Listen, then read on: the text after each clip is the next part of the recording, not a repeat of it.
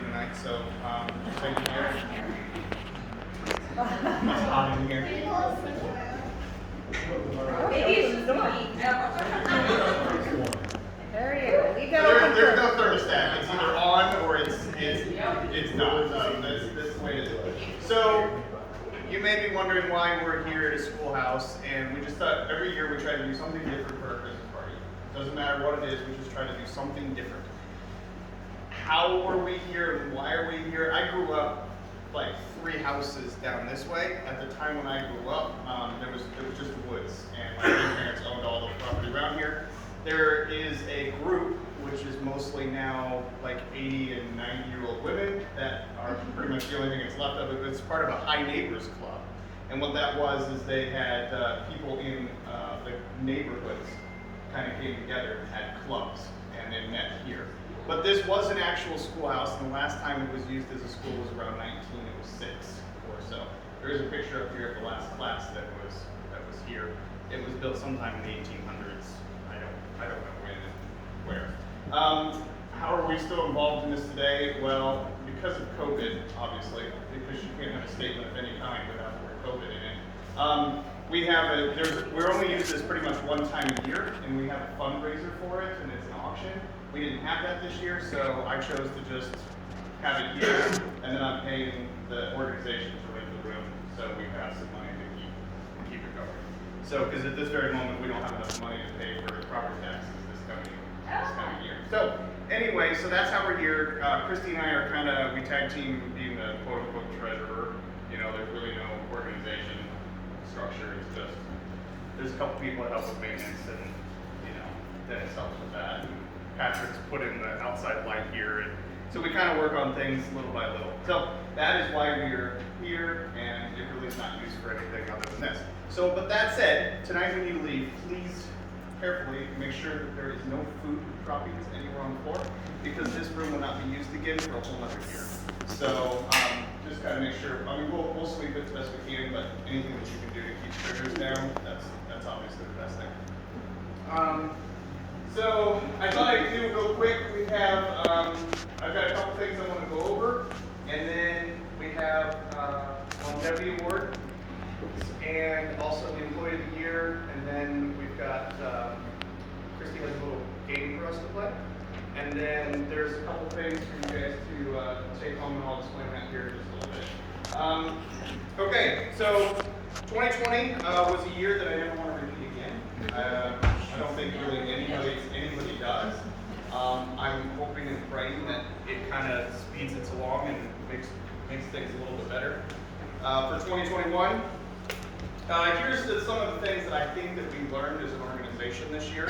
That we can work smarter and with less staff than we were ever able to do before. We learned how to telecommute at a moment's notice. We learned how to work faster, learned how to standardize more. We officially actively started working on inventory, which is something that I've been trying to do for the last 21 years of business, and we're finally just now getting there, which is exciting. And while think we've done a lot of inventory, we've only done about 40% of all of our assets in the entire country, so we have a lot more to go. We're 18. Oh, I know. Okay. Everybody thinks their stuff is done. So we learned how to trim a lot of expenses by changing processes. We learned how to audit better, faster, and ongoing. That was something that we've never been able to do before. Was actually audit our stuff and then be able to make better decisions based upon it. But we just didn't have the time, the energy, or the people, basically. SASTA really helped us with that, because SASTA is our outsourcing team, and they now are allowed, they audit our stuff, and they audit our bills, our everything they audit. And those are things that we never able to do. To give you some reference, everyone of you knows what a ticket is, that works for us. We have tickets that come in every day. Everything from a maintenance ticket to a, room's bad, or an invoice that comes in from a carrier. It generates a ticket, a help desk ticket, regardless, it's all the same. 2 years ago, we were averaging about 900 open tickets a day. That was our average number of ticket loads. That would be the number of open active tickets. Right now, we're trending around 130 to 150 open tickets per day. So that is a huge, remarkable accomplishment. And I know that we have more room to go on that, but compared to where we were, it's amazing. We're actually able to, we learned how to track data and be able to use it to make better decisions. It's kind of like things that SAS is doing for us that's kind of behind the scenes. I showed Jake this the other day. But they actually listen to every one of our phone calls that come into the company, then they tally them and they kind of coordinate them so we know exactly what types of reasons the customers are calling. And that's things that we were never able to do before. Here are a couple things that we're learning to do now. We're learning to respond to customers faster, how to keep customers trained on, employees trained on processes and procedures, standardizing on new hire processes, which FYI, there's like, to bring on a new employee, there's roughly like 59 steps to bring on a new employee. And most people don't even realize that it takes that many steps, and that's what we're trying to standardize on and make better. Let's see, we're getting our organizational chart to not look like a piece of sliced bread and make it look like a tree. That's what we're working on.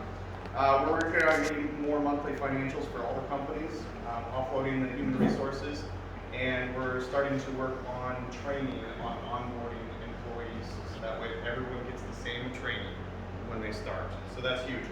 Some of the accomplishments this year, I quote unquote consider it a success that we survived. I mean that's a huge deal. We completed the development Jake did on CRT 4.0 this year. We added many new virtual PBX customers. The hotel is still live somehow. And Wallasey Plaza has been fully rented for over a year. And that's the first time I bought that building 15 years ago. And it took that long to get that thing fully rented. So that's really exciting. We added Harry to help with internal communications within our companies. And we added a second person in India this last year. So all the goals for 2021. Some of you have heard these, read these on the first page. These are some of the things that we want to try to get done this year. We want to add some new Benson customers. That's really the primary goal for Benson. Brook Point, we want to remodel more family rooms, 21, 22, and 23. We want to, what's that? Anyway, we want to remodel room 26, which is a jacuzzi room. We want to add a new jacuzzi room. Rooms 10 and 11, we want to rip out and make into suites, so they're more handicap accessible rooms downstairs. We want to add 100 loyalty members. Right now we've got approximately little under 100 active loyalty members, and that's kind of it's a demo program for us, but basically what that is they pay us a little bit under $100 a year, and then they get free room rentals and free massages, free dedicated booking rates, etc. So what that does is it gives us some cash flow in the much needed months of January and February. So our goal is to get our winery, the bar application done this year, and to get that at least built. Really, truly, I want to get the pool tiled. It's going to be a huge ordeal, so we don't ever have to worry about painting it again. That's going to take us weeks. My goal this year is to, some of you know that I want to try to get annexed into the town of Brook Point.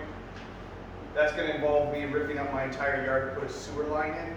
And when I do that, I plan on the entire front yard of Brook Point will be a pond. And there'll be a fountain out there, and we'll have duck boats that people can actually just rent and take out into the pond. So it's not going to be a small little pond, it will literally be the entire front yard of Brook Point. So it's going to be, that's one of the things that I've always wanted to get done, and I'm looking forward to doing that. My goal for the Fort Wayne property that I've got up there is to sell it, and keep that up there. So ITN, we really want to get some more CRT things moving, along with adding some new recurring customers. And we are really on track for doing that so far this year. It's really exciting, not many people know this, but I'll kind of go into a little bit little bit. But Wabasee Plaza actually gets paid off this year, and that means that entire block will be paid off, and that's the first time in my career that that's been the case. So it's fully rented, and knock on wood, it stays that way, and it's going to be paid off in November, if not sooner. So some of the things that we want to do for all companies, our goal is to get a 401 started in the next 2 to 3 months. We used to have a 401, and this is going to be something that we actively want you guys to participate in.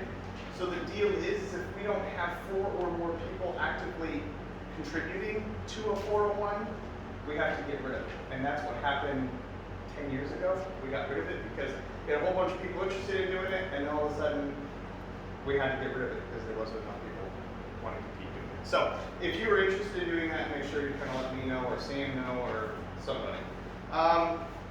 And one of the other goals that we have toward the end of the year is direct deposits, which that's one of the things that we really want to try to get done. Where that has always been a difficult thing for us as a company is it's all or none. And that's where it's been very difficult, as we've had employees that just don't have bank accounts, or they don't have checking accounts, and it's one of those things that when we step into that line, that's the direction that we go. And it's going to be a lot for us. So I got 4 things here on ways that you guys can help us grow, and actually 3. Sorry.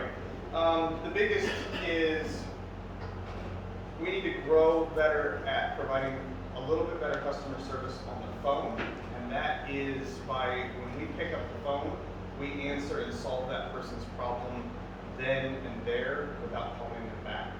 The second thing is, and once again, it's data-driven decisions.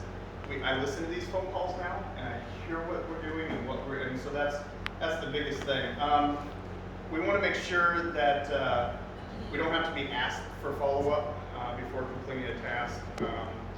So we don't want to have to continually ask, where are we at with this project, where are we at with this project. And be friendly to everyone, especially when talking to customers. So that's the biggest things there. This year I've got 4 longevity awards.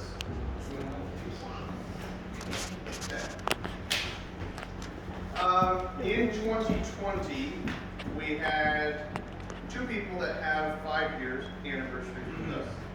And Braxton, you're one of them. And Amy, you're the other.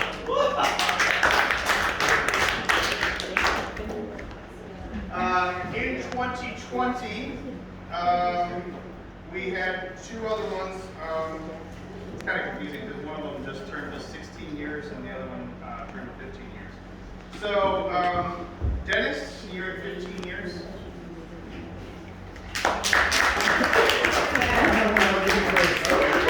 Yeah, and Melanie, you are at 16.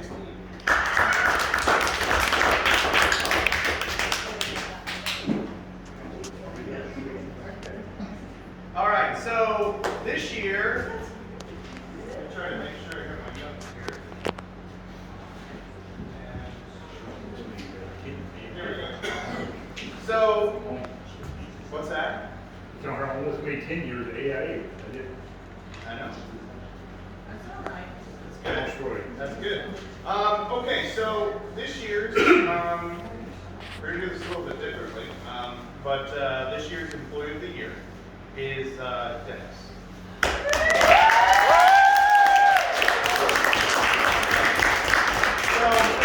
right here, lady, you want to open that up? And Kate, can you help them open that up? Someone should take a picture. Yeah. So anyway, so I want to give you a little bit of background history on Dennis, because everyone knows Dennis, right? Everyone knows Dennis. So I met Dennis 15 years ago when I bought Wabasee Plaza. My banker and his banker were friends, and he was needing some extra work. So we kind of got connected, and that's how that kind of happened. During 2005, it was one of the craziest times in being in business when Christy and I were first married. We spent weeks trying to find part-time work to help us tear Wabasee Plaza apart. When I bought Wallasey Plaza, just to give you an idea, everybody knows the Menards basement, as we call it. We call it Menards because it's everything left over from Menards, and that's where that is. When we first bought the building, we thought that the Menards basement was dirt. We did not know it was actually concrete because there was about 4 to 6 inches of dirt from dust, because that portion of the building was vacant for over 25 years, and above that it was vacant for 50 some years. So it was just, the building was in really bad shape. Dennis, no matter what, we spent time trying to find people to help do that work. And I had part-time people just coming and going, and one Saturday, Dennis cleaned out the entire Wallasey Plaza lobby by himself and cleaned it. Outworked everyone else that was there, and I knew at that point in time that I was going to have Dennis helping me for the rest of my career. So during that time, Christy and I would work on, we'd work our full-time jobs, and then our nighttime jobs would be, we'd go home, have dinner, and then come back to work at 7 o'clock and do construction until midnight or 1 o'clock in the morning. It was a lot of work, and Dennis was there after he'd work. I don't even know where you were working at that time, but Rinker, there you go. He'd get up at whatever 4 in the morning at Rinker, and then he'd come in after work, and he'd work till 6, 7, 8, 9 o'clock at night sometimes for us. So he worked a lot. Christy and I, we worked hard, and we discovered that Dennis is the one that truly was hardworking, right side by side with us at all the time. I tried to, I guess I look at it as like, Dennis likes to complain. Everybody but let's be honest, Dennis likes to complain, but he does the jobs that lots of people don't want to do. And it's really commendable that he does that. He cleaned that Wallasey Plaza Menards basement out, and it took him a week. And he took out bucket after bucket after bucket after bucket of dirt. And that was Dennis that did that. Dennis has grinded the pool many times. He's helped build a gazebo. He's helped build the Enchanted Forest. He's crawled through hell and came back black from the Wallasey Plaza attic many times. He's helped run sewer lines. He's picked up poop. He's swept the pool more than anyone else. He's plowed snow. He's picked up puffy, bloated raccoons and somehow put them in my septic tank. I don't know anything about that. Dennis is the one that I can call no matter what, and will always answer his phone and come do whatever I need to be done. He might complain about it verbally to everyone in the world, but he always shows up. You should be lucky to know Dennis because he not only cares about who you are as a person, he will even take care of your grandma, which he did. He took care of my grandma. And I've grown to think of Dennis as, oh my gosh. I've grown to think of him as not just an amazing employee, but a great friend.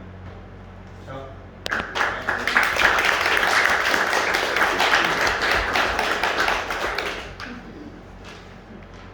thank you. You're welcome. Yeah, fireball. So I think that's honestly the first time I've ever teared up in front of people like this before. So, It's still going. Do you need some fireball? no, I don't. So at this moment, Christy has a fun little game for us to play for about 15 minutes. Oh, it is snowing. Yep, it is snowing.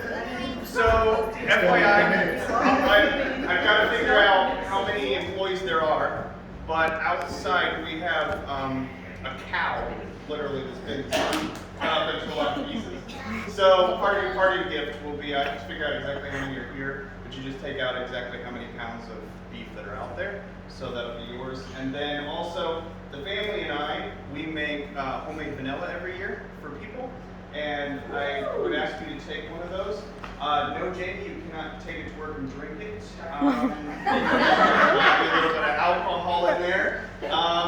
So there's a funny story. I literally, so CVS is the cheapest place to buy vodka and that kind of stuff. It's, and here I am with a whole handful. I refuse to get carts of places. And so I have a whole thing of And I sit this down in front of the thing, the cashier, and she just looks at me. I said, "Don't judge," So, but anyway, that vanilla is good after anytime in 2022. You can use that vanilla. And what's really cool, if you don't know this about vanilla beans, they're very, very expensive. And you can actually take that out after 2022 and put that in another container. And you can make more vanilla that way as well. Or you can just keep it in there forever, and the longer that's in there, it just makes it a stronger vanilla. So, yeah, you can. So you just shake that up occasionally, and it's excellent vanilla. So that's that. What am I missing? Christy? Should I go pass them out now? Yeah, you can if you want to. Sure. Shall we play a game? Play a game. All right.